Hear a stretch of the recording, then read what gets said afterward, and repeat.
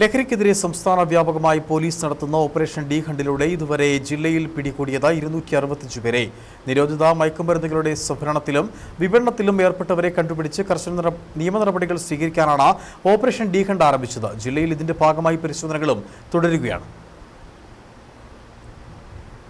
ഇടുക്കി ജില്ലാ പോലീസ് മേധാവി TK വിഷ്ണുപ്രദീപിന്റെ നിർദ്ദേശപ്രകാരം ഫെബ്രുവരി മുതൽ ഏപ്രിൽ 11 വരെ ജില്ലയിൽ 10,175 പേരെയാണ് പരിശോധിച്ചത്. 255 കേസ് രജിസ്റ്റർ ചെയ്തു.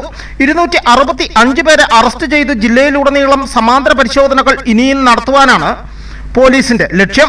ലഹരി മാഫിയയ്ക്കെതിരെ കർശന നടപടികൾ തുടരുകയും ചെയ്യുമെന്ന് ജില്ലാ പോലീസ് മേധാവി അറിയിച്ചു. യുവാക്കൾക്കിടയിലും വിദ്യാർത്ഥികൾക്കിടയിലുമടക്കം ലഹരിയുടെ ഉപയോഗം വർദ്ധിച്ച സാഹചര്യത്തിലാണ് ഓപ്പറേഷൻ ഡി ഹണ്ടിന് തുടക്കമിട്ടത്. കുട്ടികളാണ് ലഹരി മാഫിയയുടെ ലക്ഷ്യം. വർദ്ധിച്ചു വരുന്ന ആക്രമണങ്ങളുടെ കണക്കുകളും അതുതന്നെയാണ് സൂചിപ്പിക്കുന്നത്. ത്രില്ലിനു വേണ്ടി ലഹരി ഉപയോഗിക്കുന്നവരും കൂട്ടുകാരുമായി ഒത്തുകൂടുമ്പോൾ സുഖാനുഭൂതിക്ക് മയക്കുമരുന്നിനെ കൂട്ടുപിടിക്കുന്നവരുമുണ്ട്. വിദ്യാർത്ഥികൾ ലഹരിക്കടിപ്പെടുന്ന സാഹചര്യം തടയാൻ നടപടികൾ സ്വീകരിക്കും. സ്കൂൾ കോളേജ് പരിസരങ്ങളിലെ കടകൾ പരിശോധിക്കും. ഒരുവിധ ലഹരി ഉൽപ്പന്നങ്ങളും ലഭ്യമാകുന്നില്ലെന്ന് ഉറപ്പുവരുത്തുകയാണ് ലക്ഷ്യമെന്നും എക്സൈസ് അധികൃതർ വ്യക്തമാക്കുന്നു.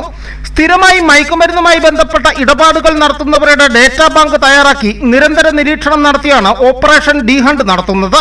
ലഹരി ഉപയോഗവും കടത്തും തടയുവാൻ എക്സൈസും പരിശോധനയും നിരീക്ഷണവും ശക്തമാക്കിയിട്ടുണ്ട്. എക്സൈസ് ചെക്ക് പോസ്റ്റുകളിലെ സ്ഥിരം പരിശോധനകൾക്ക് പുറമെ അതിർത്തി കടന്നെത്തുന്ന വാഹനങ്ങളും നിരീക്ഷിച്ചു വരികയാണ്. വിവിധ റേഞ്ച്, സർക്കിൾ, സ്ക്വാഡ് ഓഫീസുകളിലെ ഉദ്യോഗസ്ഥരും പരിശോധനയ്ക്ക് നേതൃത്വം നൽകും.